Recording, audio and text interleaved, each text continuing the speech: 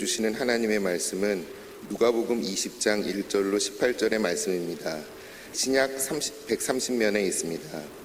오늘 우리에게 주시는 하나님의 말씀은 누가복음 20장 1절부터 18절의 말씀입니다. 신약 130면에 있습니다.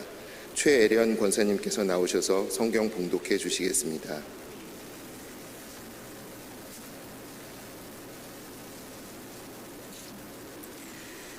하루는 예수께서 성전에서 백성을 가르치시며 복음을 전하실새 대제사장들과 서기관들이 장로들과 함께 가까이 와서 말하여 이르되 당신이 무슨 권위로 이런 일을 하는지 이 권위를 준 이가 누구인지 우리에게 말하라. 대답하여 이르시되 나도 한 말을 너희에게 물으리니 내게 말하라. 요한의 세례가 하늘로부터냐 사람으로부터냐? 그들이 서로 의논하여 이르되 만일 하늘로부터라 하면 어찌하여 그를 믿지 아니하였느냐 할 것이요 만일 사람으로부터라 하면 백성이 요한을 선지자로 인정하니 그들이 다 우리를 돌로 칠 것이라 하고 대답하되 어디로부터인지 알지 못하노라 하니 예수께서 이르시되 나도 무슨 권위로 이런 일을 하는지 너희에게 이르지 아니하리라 하시니라. 그가 또 이 비유로 백성에게 말씀하시기 시작하시니라. 한 사람이 포도원을 만들어 농부들에게 새로 주고 타국에 가서 오래 있다가 때가 이름에 포도원 소출 얼마를 바치게 하려고 한 종을 농부들에게 보내니 농부들이 종을 몹시 때리고 거저 보내었거늘 다시 다른 종을 보내니 그도 몹시 때리고 능욕하고 거저 보내었거늘 다시 세 번째 종을 보내니 이 종도 상하게 하고 내쫓은지라. 포도원 주인이 이르되 어찌할까 내 사랑하는 아들을 보내리니 그들이 혹 그는 존대하리라 하였더니 농부들이 그를 보고 서로 의논하여 이르되 이는 상속자니 죽이고 그 유산을 우리의 것으로 만들자 하고 포도원 밖에 내쫓아 죽였느니라. 그런즉 포도원 주인이 이 사람들을 어떻게 하겠느냐? 와서 그 농부들을 진멸하고 또 포도원을 다른 사람들에게 주리라 하시니 사람들이 듣고 이르되 그렇게 되지 말아지이다 하거늘 그들을 보시며 이르시되 그러면 기록된 바 건축자들이 버린 돌이 모퉁이의 머릿돌이 되었느니라 함이 어찌미냐. 무릇 이 돌 위에 떨어지는 자는 깨어지겠고 이 돌이 사람 위에 떨어지면 그를 가루로 만들어 흩으리라 하시니라. 아멘.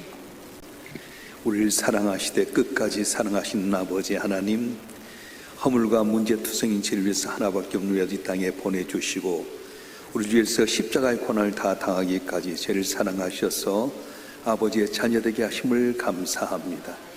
주님이 고난당한 한 주간 동안 우리도 주님과 더불어 고난당한 그 자리에 있고자 이곳에 불러주셨사온즉 한 분 한 분 주님 고난당한 그 자리에 함께 하셔서 주의 마음을 헤아리게 하여 주시고 주님께 우리에게 원하신 뜻이 무엇인지를 분별해 행함으로 하나님께 영광이 되고 주께서 주신 복을 받아 그리스도의 향기를 나타내는 우리 모두가 되게 도와주시옵소서. 보조한 종은 주의 말씀을 전토록 하셨사온즉 홀로 두지 마시고 보혜사 성령에 치오셔서 기름 부어주시고 주의 말씀을 올바로 대언해서 주께서 이루고자 하는 귀한 뜻 이루가는 우리 모두가 되게 하여 주시옵소서. 우리 주 예수 그리스도의 이름으로 감사하며 기도옵나이다. 아멘.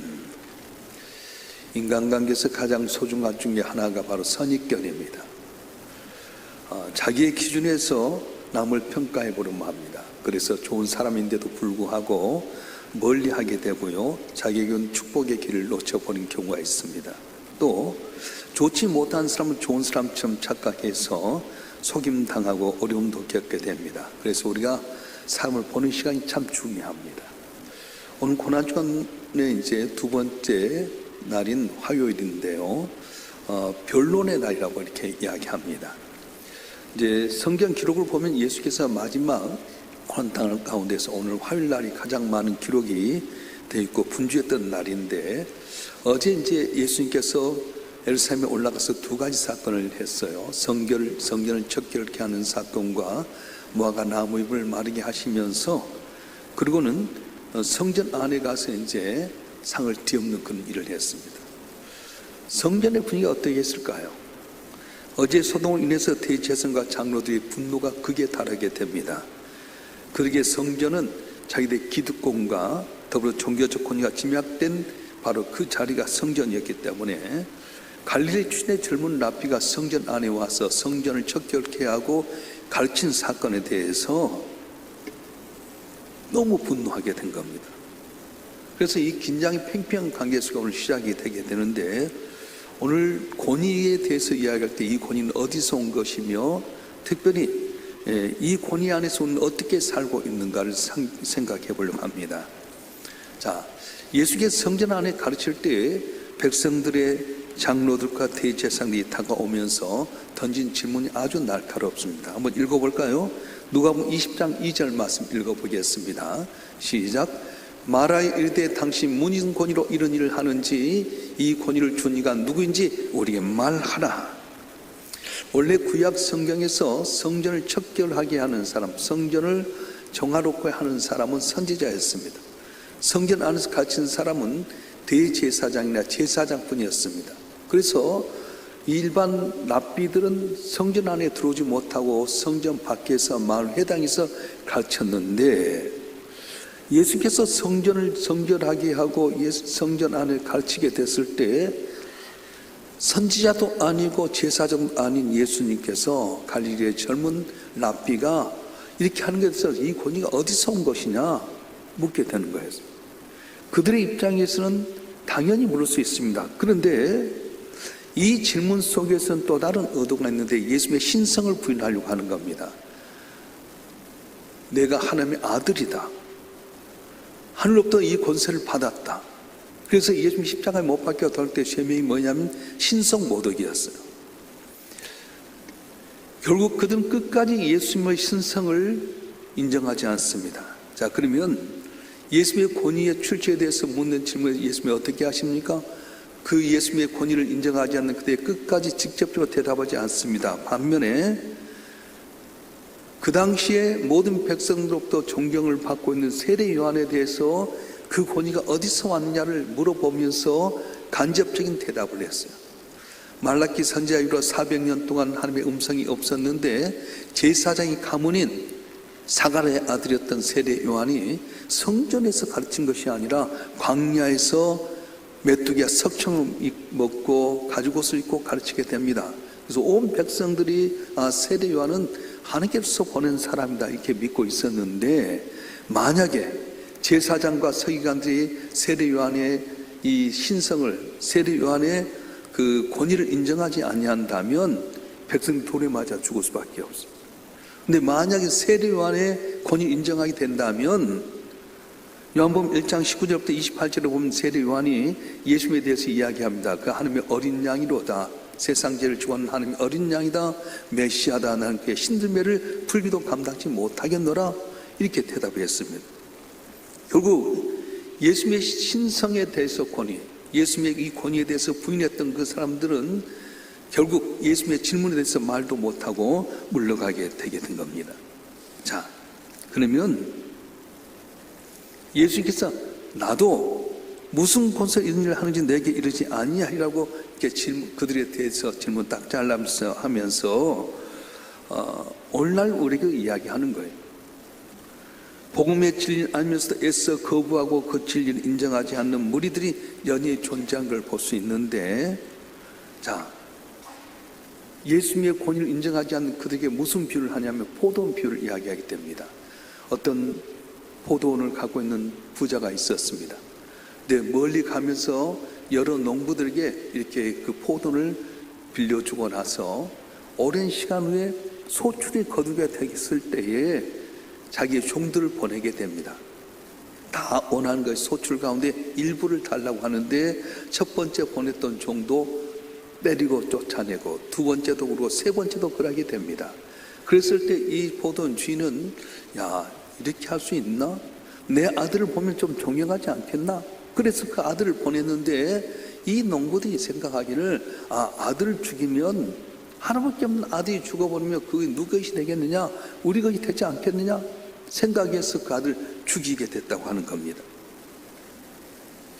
자, 오늘 본문의 말씀에 보게 되면 여기 비유를 말하겠는데 포도원 주인은 하나님을 말씀합니다.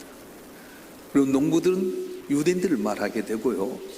그리고 종들은 하나님의 선지자를 이야기하게 되고 아들은 바로 예수님, 하나님의 아들 이야기하게 됩니다.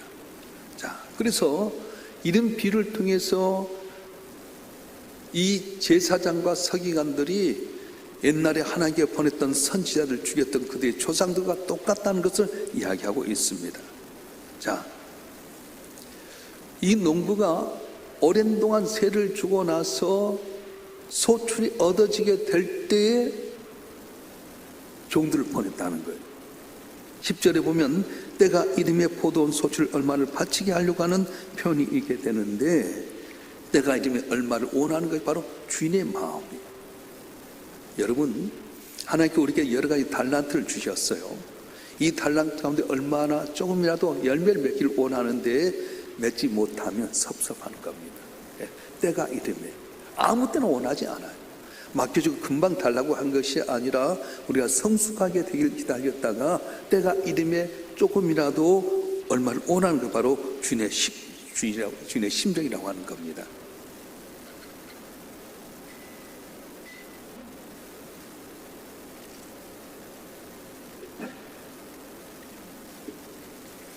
포도원 주니 포도원의 극상품 포도를 심어놓은 이유는 무엇입니까? 언젠가는 열매를 맺기를 원하는 것처럼 하나님께 이스라엘 백성을 위해서 많은 은혜를 베풀고 사랑을 주신 이유는 바로 그 열매를 얻기 위해서였다고 하는 겁니다. 그리고 무작정 기다린 것이 아니라 이 포도원 주인이 때가 이름에, 다시 말하면 완전히 성장한 다음에 포도 열매를 얻기를 원하는 것처럼 당신의 백성이 성숙한 신앙이 되었을 때 열매를 구하고 있다고 하는 겁니다. 천체를 요구한 것이 아니라 얼마를 요구하고 있습니다. 자, 그러면 악한 농부들이 어떻게 했죠? 조금 이야기했던 것처럼 첫 번째 번에도 때리고 쫓아내고 두 번째도 울고 세 번째도 울고 마지막 아들까지 십자가에 못 박혀 죽게 만들어 버립니다. 자, 이 비유는 하나님의 선택받은 유대인들이 하나님의 말씀과 순종하지 아니할 때 하나님께 선지자를 보냈습니다. 선지자를 보냈는데 선지자를 핍박하고 죽이기도 하고 배척하기도 합니다. 그래서 하나밖에 없는 아들을 보냈는데도 불구하고 그 아들을 결국은 십자가에서 내어놔 죽게끔 만든 것을 예수님의 비유로 표현하고 있는 겁니다. 그래서 하나님께 어떻게 합니까? 이 농부들을 완전히 진멸해버리고 다른 농부들이 주었던 것처럼 하나님의 축복을 유대인에게서 다른 이방인을 옮기겠다고 하는 것을 표현하고 있는 거예요. 이 비유를 통해서 우리가 하나님의 뜻을 알 수 있는데, 첫 번째는 주님의 탄식을 볼 수 있다는 겁니다. 주님의 탄식. 읽어볼까요? 13절 말씀 한번 읽어보겠습니다. 시작.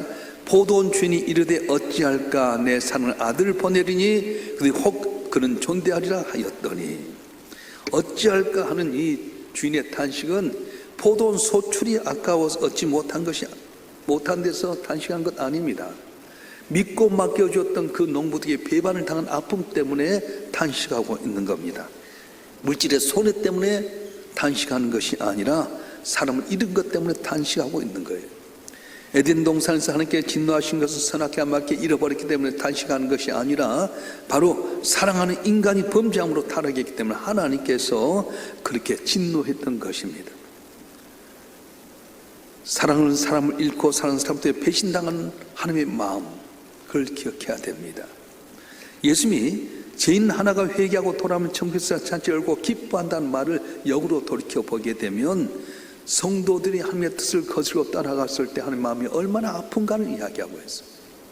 저도 목회 여정 가운데 이렇게 보면 거기에 많은 관심을 갖고 마음을 쏟고 정성을 다했는데 10가지 받은 은혜를 저버리고 한 가지 섭소함 때문에 돌아서게 되면 마음이 썩하더라고요. 하는 마음이 그럴 거예요. 이스라엘 백성들을 얼마나 많은 은혜를 주셨습니까? 애굽 땅 좋은 데 거기서 죽을 수밖에 없는 그들, 아들 낳으면 이제 홍해 바다에 날강에 빠져 죽여야 되겠고 아침부터 일어나 저녁까지 수고했음에도 불구하고 길이 없던 그들을 모세를 통해 출애굽하게 만들어 주셨어요. 광야 생활 가운데 40년 동안에 그를 연단해갖고 먹을 것 입을 것도 없고요, 뜨거운 태양빛과 그리고 저녁에 싸늘한 바람 가운데 지켜주어서 가나안 땅에 오게 만들었는데, 정작 받은 은혜 감사하기보다는 우상을 섬기고 등져버렸을 때 하나님의 마음에 섭섭함이 있었다는 거예요. 그래서 하나님은 탄식하는 겁니다. 신약 성경에 데마라고 하는 사람이 3번 나오게 됩니다.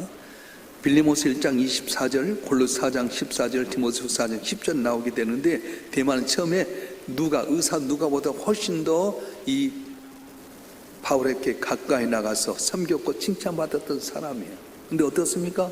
나중에 세상을 사랑해서 바울을 배반하고 등져버렸을 때에 인생의 황문역에 데마의 배반이 얼마나 가슴이 아팠는지 바울이 데마 이름을 3번이나 언급하고 있는 겁니다. 오늘날에도 많은 사람이 받은 은혜가 있는데도 불구하고 받을 때는 아멘 하면서도 내 마음대로 안 되면 섭섭하면 돌아설 때가 있는 거예요. 여러분, 적어도 고난중한 이 자리에 있는 저와 여러분만큼은 주의 마음에 섭섭지 않게 하는 여러분이 되었으면 좋겠습니다. 받은 은혜에 감사하고 준 배반해서는 안 돼요.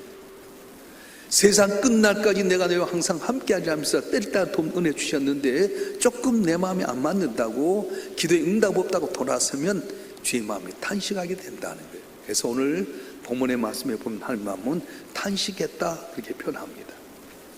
두 번째는 하나님께 마지막까지 기회를 주시는 그런 분임을 표현하고 있어요. 마지막으로 아들을 보낸 이 포도원 주인처럼 하나님께서는 우리 인간을 사랑하신 그 모습을 보게 되는데요, 종을 1번, 2번, 3번까지 보내고 아들까지 보내는 그 마음, 끝까지 포기하지 않습니다. 우리는 부족할지 모르지만 끝까지 우리를 인정하고 믿어준 하나님의 모습을 볼 수 있습니다. 그래서 여기에 포도원 주인의 사랑이 나타나게 되는데요, 마지막 아들까지 보낸 그 마음을 통해서 농부대에서 화를 내는 모습이 한 번도 없습니다. 종들을 보내서 쫓아내고 거절하고 미워하고 그렇게 해서 1번, 2번, 3번 했는데도 불구하고 화를 냈다는 모습이 한 번도 없습니다. 끝까지 인내하면서 아들까지 보내는 모습을 보게 됩니다. 이런 모습의 출애굽기 34장 6절에 이렇게 표현하는데요, 한번 읽어보겠습니다. 출애굽기 34장 6절 말씀 시작.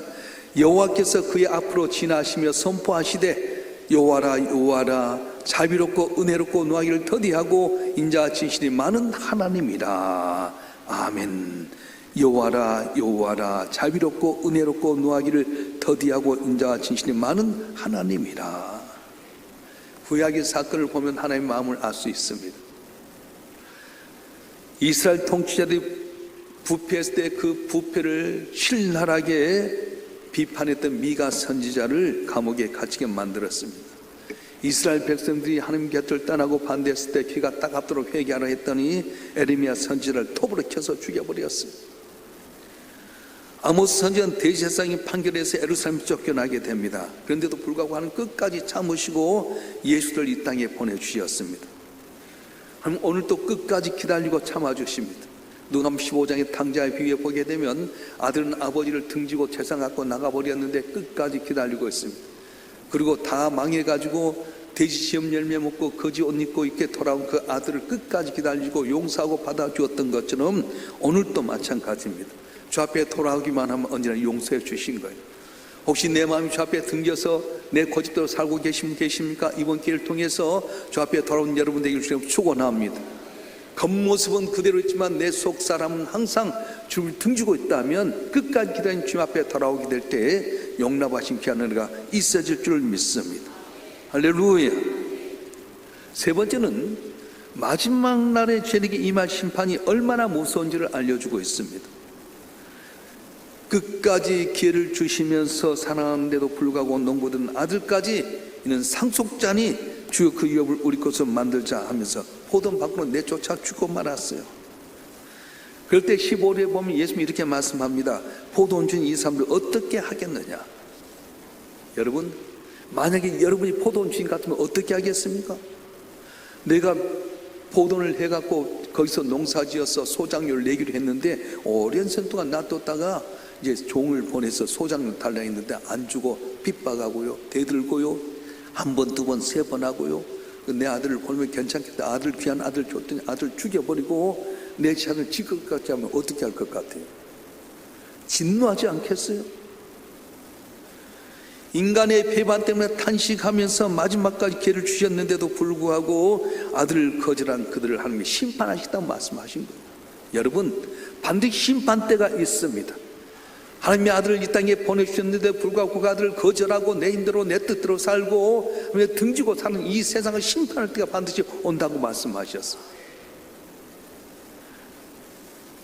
그래서 우리는 어떻게 해야 됩니까?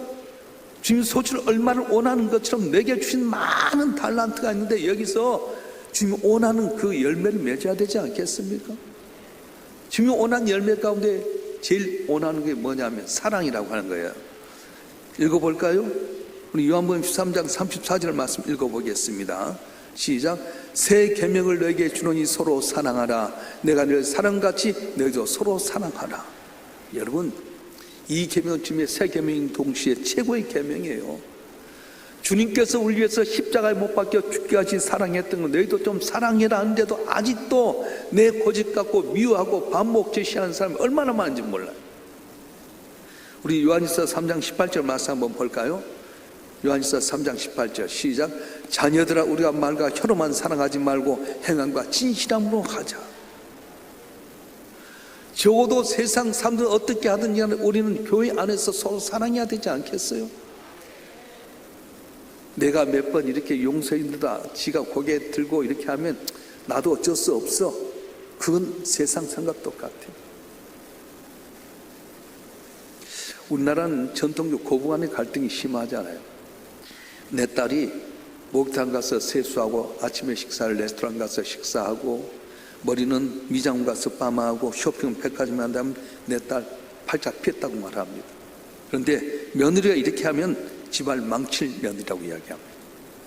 시집살이가 너무 심한데 하루는 이 며느리가 너무 심해서 어떤 사람 찾아갔습니다. 내가 이렇게 너무 힘듭니다. 어머니가 빨리 돌아가신 방법이 없겠습니까? 했더니 이분이 알려준 거예요. 여러분 미워한 사람 있으면 오늘 그 방법 알려주세요. 토실토실한 밤을 꼬리다 푹 잠겨가지고 그걸 매일 주면은 위에 벽이 이렇게 두꺼워져가지고 죽는데요. 이 며느리가 매일같이 꿀에다 밤을 넣어가고 드렸어. 뭐 한 끼 주겠지 했는데 계속 매일같이 꿀에다 재운 밤을 주니까 어머니가 얘가 웬일이야? 밤을 꿀에다 매번 주네? 그러면서 그 어머니 마음이 내가 이렇게 착한 며느리를 내가 핍박했네? 그러면서 거기 머무는 것이 아니라 이제 우물가에 가서 빨래하는 아낙네들에게도 말하고 우리 며느리가 맨날 나한테 밤에다 꿀에다 지금 밤을 주어. 너무나 우리 며느리 좋아. 이 며느리는 자기가 어머니 죽이려고 꿀에다 밤을 줬는데 어머니가 그것도 모르고 자기 칭찬하는 거 보면서 아이고 저 어머니 빨리 돌아가면 안 되겠다. 어머니가 빨리 죽으면 안 되겠네. 날 이렇게 칭찬하는데 어떻게 해야 될까? 그래서 물어보던 게 찾아갔어. 아이고 어떻게 우리 어머니가 변화가 돼가지고요. 날 칭찬하고 있는데 빨리 죽으면 안 될 것 같아요. 살리는 방법이 없을까요? 그때 그분이 하신 말씀이 꿀에다 밤을 넣어갖고 적셔 먹으면 안 주는 데 더 건강한 거래요. 그럼 더 잘 섬겨라 해서 잘 먹고 잘 살았다는 전수 따라 삼천리 이야기가 있어요. 그렇습니다. 나를 위하는 사람에게 더 좋은 것 주면 상대방의 감동이 되게 됐어요. 한 번, 두 번이 아닙니다. 우리나라의 고부간의 갈등처럼 얼마나 핍박하고 시집살이 했는데도 불구하고 내가 어머니 주기를 원하지만은 그러나 죽는 것이 아니라 더 좋은 것을 대접하면은 돌아오게 되지 않습니까? 그 예수님은 오른편 뺨 치면 왼편도 돌려대고 겉옷을 오면 속으로 오는 겉옷까지 주고 억지로 올가고 가들고 심리를 동행하라 말씀하셨어요. 하나님께 우리에게 주신 귀한 은혜가 있음에도 불구하고 항상 배반을 향해서 탄식하십니다. 그러나 끝까지 기다리십니다. 종들을 보내고 선지자를 보내고 주의 종들을 보내고 마지막 아들까지 줬는데 십자가에 못 박고 죽고 말았습니다. 여러분 마지막 있습니다. 주면 다시 오리라고 했던 것처럼 마지막이 있습니다. 여러분이 잘했던 것에도 보상하는 시간이 마지막 날이고요. 좀 등지고 살았던 것에도 보상 거의 침파만 하고 마지막 날이 있습니다. 오늘 예수님 변론의 날을 이야기하면서 하나님의 권위를 인정하지 않는 그들에게 하셨던 말씀이 이 권위가 어디로 왔냐? 세례 요한의 권위냐? 권위가 어떻게 되냐 물어보면서 포도 농부의 비유를 했는데 탄식하는 하나님의 마음, 그러면서 끝까지 기다리고 마지막 시반 때 그 심판이 엄청난 이야기하면서 오늘 우리에게 말씀하신 거예요. 내가 너를 위해 십자가에 못 박기가 희생했건만 넌 과연 어떻게 하고 있느냐. 오늘 저와 여러분 한 분 한 마음속에 미워함과 나에 대해서 대적하는 마음이 있었던 사람이 있다면 나를 용서해 줬던 것처럼 용서함으로 말미암아 내가 먼저 선냄으로 말미암아 모두 회복되고 주 앞에 기쁘되는 우리 모두가 되었으면 좋겠습니다. 사랑과 은혜가 풍성하신 아버지 하나님, 화요일날 변론의 날에 예수님의 권위에 대해서 부정한 그들에게 세례요한의 권위를 물어보시면서 하나님의 아들의 권위를 이야기하셨습니다. 특별히 포도 농부를 통해서 비유하셨는데 오늘 또 하나님은 우리에게 맡긴 달란트에 대해서 얼마를 얻길 원하셨지만 그에 반대하는 그를 향해서 탄식하셨습니다. 내게 많은 은혜를 주셨음에도 불구하고 내가 주 앞에 드리지 못한 것 때문에 오늘도 지금 탄식하고 기다리고 계시는데 언제까지입니까? 우리가 주께서 베푼 은혜를 기억하고 주 앞에 돌아오게 도와주시옵소서. 내 고집 내 생각하고 살기보다는 말씀 안에 내가 변화되면 내 길이 열려질 줄 믿습니다. 마지막 때 심판 때가 있습니다. 주의 말씀에 순종한 자에게 마음으로 복을 주시는데 저가 칭찬받는 자가 되게 도와주시옵소서. 내 고집대로 입술로만 주여주하면서도 사랑하지 못하고 남을 용납하지 못하고 말씀대로 살지 못하는 마지막 날에 포도 농부들이 진멸당했던 것처럼 우리가 멸망날까 두렵습니다. 주여 우리가 말씀대로 살게 도와주시옵소서. 내가 먼저 사람으로 우리 가정이 천국이 되게 하여 주시옵소서. 교회 나서 내 안에 걸림돌 된 사람이 있다면 내가 손님으로 뒷돌 되기를 원합니다. 하나 되게 하여 주시고 저때 칭찬받게 하여 주시고 우리가 합심해 기도할 때 응답받아 주의 영광을 듣는 한 분 한 분 되게 도와주시옵소서. 마음과 뜻과 정성을 다 믿음으로 귀한 예물을 드렸습니다. 이 예물 기뻐 받아주시고 하늘에 신령한 것과 이 땅에 있는 것으로 만족해 채워주시고 나가도 못 받고 들어도 못 받고 전능하신 하나님 나의 한 것을 증하는 우리 모두가 되게 하여 주시옵소서. 이 시간 기도할 때 주의 기적이 나타나기를 원합니다. 병든 자 고침받게 하여 주시옵소서. 가난한 자 부욕케 하여 주시옵소서. 묶였던 것 풀려지게 하여 주시옵소서. 능치 못함이 없는 하나님 나의 한 것을 마음껏 증가하도록 은혜를 타여 주시옵소서.